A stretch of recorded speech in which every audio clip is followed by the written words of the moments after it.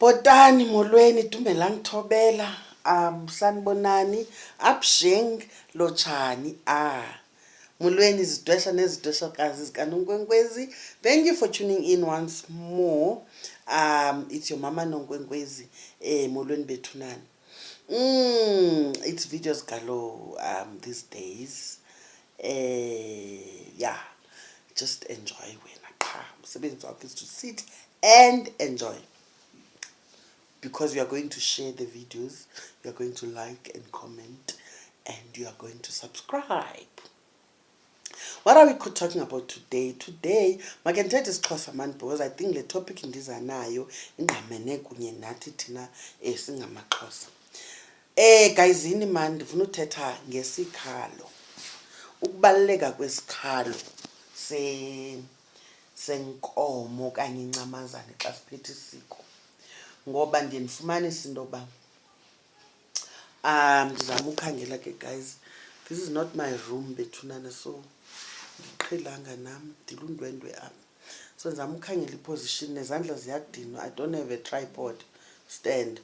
Anyway, ndithi isikhalo sencamazana okanye inkomo ne mosithina amaXhosa, umzekelo kude kukho iqhalo lithi xa ingakhali iyayekwa. Isukela kulaa nto yesiko, xa siphethe isiko thina sithukuze siqonde into yoba icamagu livumile, ibe kanti inkomo leyo inkulu okanye imfutshane ibe ikhalile. Yawungakhali akubisaqhutyeke kwanelo siko, kuye kuthathwe intonga kanje kuyosatyelwa koosiyazi. Oosiyazi ke ngoothina ooNonkwezi, ukuba kutheni ingakhali, ukuze kulungiswe apho konakele khona. Sithatha ukuthi yawungakhali, ithi loo nto leyo ukhona unobangela, ikhona into abantu abadala abangavisisaniyo nathi ngayo, ukuze sivane makulungiswe kuqala le ngxaki. Yiloo nto ndisithi andim-understand umntu ke ngoku okhathazekayo, ufike intombi zalapha amankazana elile, inkomo ayikhalanga. Kuhle nje na xa ingakhali, ukuze kaloku singabheki phambili nesiko kanti asenzi yona. Uyayiva, ithi loo nto leyo asaphila amanyanga lapha ekhaya. Uyayiva, ngoba ayasilungisa ukuze singacingi uba thina senza okulungileyo kanti asiqalisi. Umzekelo, zininzi mani izizathu zoba inkomo ingangakhali okanye ibhokhwe ingakhali. Ngelinye ixesha iyakwazi ungakhali inkomo ngelithi mhlawumbi masithi kuyabuyiswa. Lo mntu nimbuyisayo kukho abangaphambili kuye, abadala kuye, abangekasetyenzwa. Nawuthini uqala ngomncinci, kuba kaloku nina nisithi ngutata wenu lo nimbuyisayo. Uyayiva, nina niyaphangela. Abantwana bakatata omdala abaphangeli okanye zange azale bantwana yena. Fumanisa into yoba animhoyi nina omnye umntu xa engazalwa, ningazalwa nguye. Lininqande xa kulapho ke ngokwisiko lisithi asizuvuma, ngoba naye lo ulithambo lenu. Uyayiva, isiko lisikhuthaza into yokuba masibambaneni, sidibane singamathambo.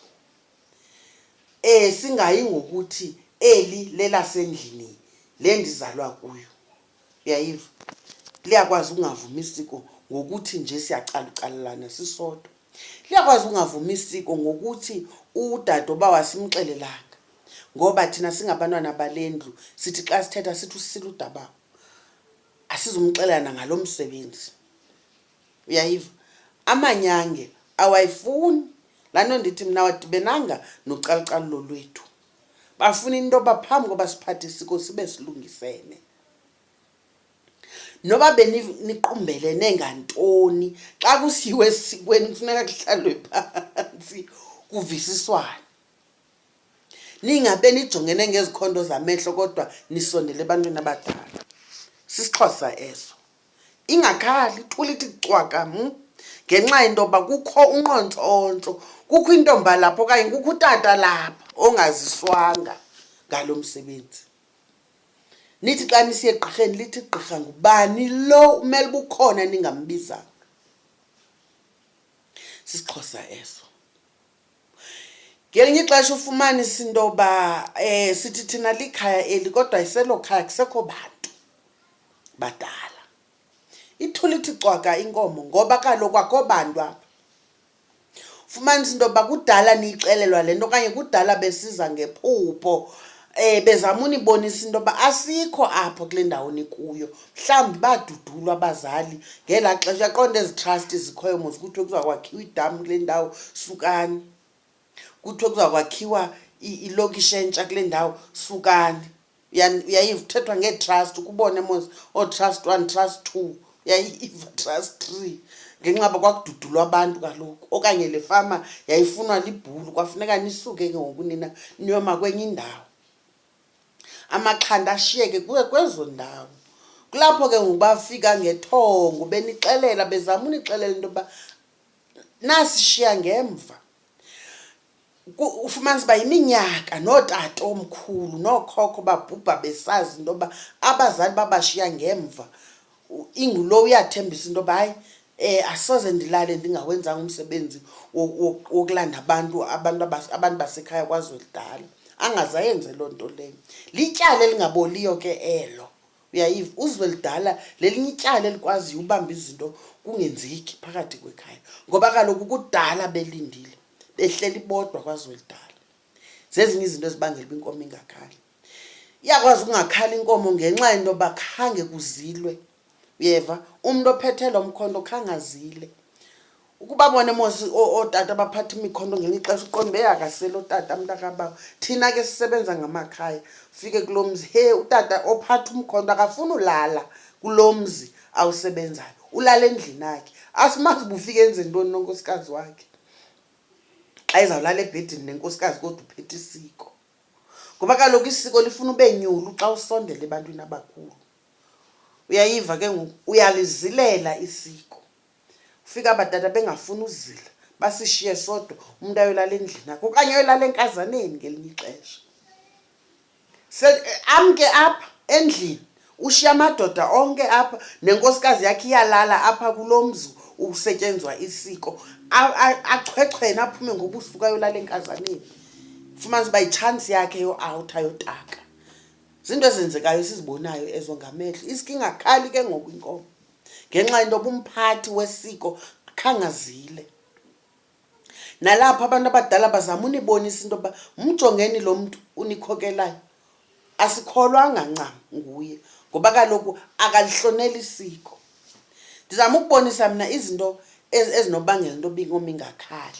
Uyayiva, inkomo iyakwazi ungakhali ngokuthi khange niyotheza. Uyayiva, khange nitheze iinkuni zobasela le nkomo ingakhali. Ndicela ukuxelela, tula ithi cwaka inkomo. Xa nisiye egqirheni lithi igqirha benithezile na. Nithi na uyotheza ubuya kwena egqirheni, nithi na utheza kuphinde kubuyelwe enkomeni, ithi mo inkomo. Uyayiva, ngoba kaloku abantu abadala babuza into yoba ziphi iinkomo ezizawubasela, ziphi iinkuni ngaphandle kwezini izithengileyo. Laa nto ithi kufuneka amagoqo emakhaya. Abantu abadala bayazibanga into zabo, bayawubanga umzi wabo, bayazibanga uhlobo abawushiye ngalo umzi wabo nehlobo abashiye izinto zisenziwa ngalo. Ezinye izinto abafuni zitshintshe.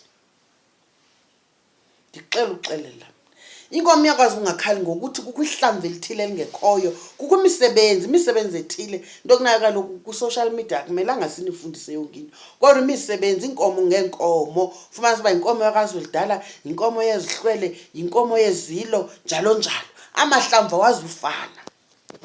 Uyayiva, ufumanisa uba le inkomo umnquma uwodwa wonele, kodwa enye inkomo ifuna umnquma, ifuna umthathi, ifuna umphanga, njalo njalo, ifuna isundu, njalo njalo. Ingakhali inkomo ngenxa yento yoba amahlamvu yintoni ke ngoku, zizithebe, ayashota. Ndazi noba ndiyavakala na. Ndizama ukuthi akufani, azifani, izizathu zinintsi, kodwa ke masiyazi into yoba sizibe sikhona isizathu sokuba mayingakhali, and masingakhathazeki xa isilungiswa. Masimfune unobangela into yoba kutheni ingakhali, ukuze singabheki phambili kanti sishiye ingxaki ngemva. kanti ke ndiphinde ndithi xa ndikoyikise yayazi inkomo iyakwazi ukhala ngoku icamagu lingavumanga, ingamkelwa ngabantu abadala kodwa iqhubekeke ikhale. Lithi igqirha xa livumisa kunyaka othile kuthiwa hayibo yayikhalile nje, lithi igqirha kodwa zange ivunywe ngabantu abadala. Nethongo libe lisitsho abe khona umntu othonga le nkomo kuthiwa yayenziwe. Fumanisa uba ithongwa nguwe kanye wena mntu ubukele le video. Wawukhona isenziwa inkomo kodwa uyayithonga kwakhona. Ifuna uba yintoni nale nto? Ndithi ke mna ke xa kunjalo uyayazi uba inkomo iyakwazi uvuma ikhale ngenxa yento yoba kaloku masiyazi into yoba ubuhlwelo obukhoyo phakathi kwamakhaya ethu ayibubo bonke obuhlambulukileyo. Bukhona ubuhlwelo obungahlambulukanga. Xa singabahoyi, singabalandi, singabaphuthumi bade baphele bezintshaba, uyayiva? Bayikhalisa inkomo ngamabomi ngoba kaloku bona akho mntu ubahoyileyo, akho mntu ubenzela nto. Lithi xa ithonga lekhaya lonke livumelana into yoba masingavumi, masinganqwali, ayizukhala le nkomo. Kubekho aba bafuna ukutya kaloku bona ngoba akho mntu ubenzela nto, uyayiva? Bazayikhalisa inkani into yoba nje niyavuya izawukhala kanti. Andanoba ndiyavakala na? Ndizama ukuthi kulungile. Okulungileyo kukuthi thina masilungise amakhaya ethu, masilungise ubuhlwele bamakhaya ethu, masihlambulule amakhaya ethu, uyayiva? Mawuhlanjwe umzi xa bekukho izila, mawuhlanjwe umzi xa kwakho ingozi, mayigxothwe ingozi kuhlanjululwe umzi ukuze singahlali nobuhlwele obungahlambulukanga obuzasikhokela endleleni engeyiyo siye siseyela. Andazi noba ndiyavakala na. Laa nto ifana kum nokuya komkhulu, umzekelo emzini omkhulu sithi siyohlwayelela, ufumanisa into yoba azithathwa zonke impahla. Umzekelo ingathathwa iqhiya kadadobawo, buphalala utywala, buchitheke ibheki liphequke kuyele nale, uyayiva ke ngoku? Imbewu nithi isikibuye izohlala ezinyaweni. Ithi loo nto udadobawo akayamkeli le nto nize ngayo. Khangelani ke ngoku bunobangela yintoni. Bonto lilisayo mna. Into ebalulekileyo nje kukhangela into yoba siyibhude phi qha ukuze kungaphindeki kwenzeka imisteyikhi kwakhona. Siyazi into yoba kokulandelayo sesihamba eforweni ke ngoku. Mandiyishiye kuloo ndawo ze ndingayibhudi. Uyawundibuza ke mphulaphuli into yoba uba kukho into ongayiqondiyo, kodwa ke bendifuna uba sincokole nje ngesikhalo. Sibalulekile isikhalo. Kungathiwa hayi ichamile, mna ndiyibonile ivumile. Khange uyibone ichama? Asithethi ngawuchama, sisikhalo. Zange kuthiwa ingangachami, xa ingachami iyayekwa. Kuthiwa xa ingakhali iyayekwa. Yachama inkomo. Ewe ukuchama siye siyibone into yoba hayi ifuna uvuma. Uyayiva? Ngelinye ixesha uyibone uba inetshiki inkomo, iyafuna, uyayibona uba iyafuna ichame ikake kuthiwa ivumile. Ayikavumi, sifuna ibhomboloze, sive isikhalo sithi ivumile ke ngoku. Sukuvuma kuthiwa ivumile ngosuke ichame ikake, hayi konelanga, mayikhale. Camagwini bethunana siyacamagusha. Ngudlamini ke lona uziza uMangxama uTshawe uNcukathulana umkhonja. Uyayiva? Ngumtshana wochwamusa kunodwangu utogada intshaba omadenyeza omxhoyi. Sisizukulwane sonke abanomajeko omthombotyoni ntshona uqazo. Uzukulwana wamantlanu omdingo omsithonqabasha. Uyayiva? Umzukulwana wesizukulwane soduma umthombeni olwandle masicamagusheni.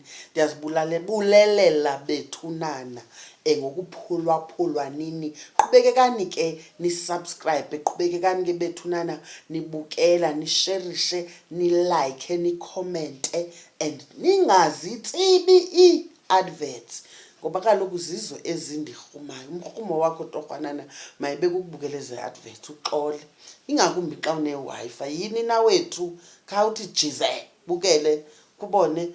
Uba xa kudlala i-advert yeke mani uhambe uyokwenza ikofu uphinde ubuye xa kuphela i-advert. Uyayibona ingxaki iphi? Kuze nam ndirhole kaloku. Or kanjani camagwini bethunana? Thank you very much guys for your support. The channel is growing. We are like getting close to 10,000. Jonga sesifikile guys. I think sishiyeke no 180 ngoku. 180 subscribers. No, ndiyaxoka 1,000. Yo, ithina le nto.